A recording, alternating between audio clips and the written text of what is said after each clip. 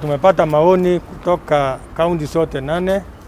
Wametutumia county commissioners na timu zao, walikutana jana wakaongelea haya mambo ili tuhakikishe kwamba tunaongea lugha moja, serikali na dini tuongee lugha moja.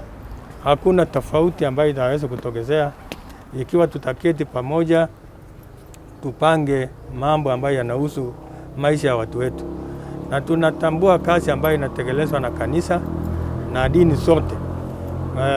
Wako pale kutuombea na kuhakikisha kwamba wanashauri pia serikali kuhusu mambo mengi. Ndio tumesema leo tukutane na wao, sawa na vile Mheshimiwa Rais siku ya madaraka aliamuru kwamba tuwe na mikutano na watu wa dini mbalimbali ili tuweze kupata maoni.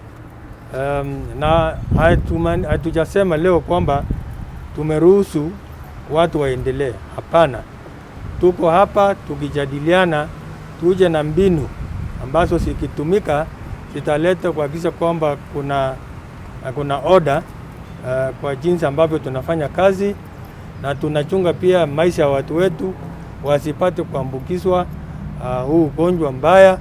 Na tuliongea na wao na walisema kama viongozi wa dini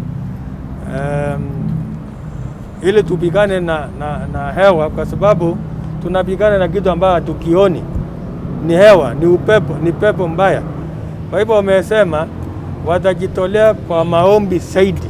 Na ukweli ni kwamba wakati serikali kupitia the regional commissioner imetuita, tulifurahi sana na huu ulikuwa mkutano mzuri sana. Jambo la kwanza, tumekubaliana ya kwamba protocol zote za serikali ikiwa tutaenda kufungua makanisa ni lazima zifuate. Mambo ya sanitization, mambo ya fumigation, hata time ya ile service vile itachukua, mambo ya mazishi, mambo ya maharusi, yote tumeongea, lakini taratibu zote zitafuata protocols zile ambazo zimeweka na serikali kupitia idara ya afya.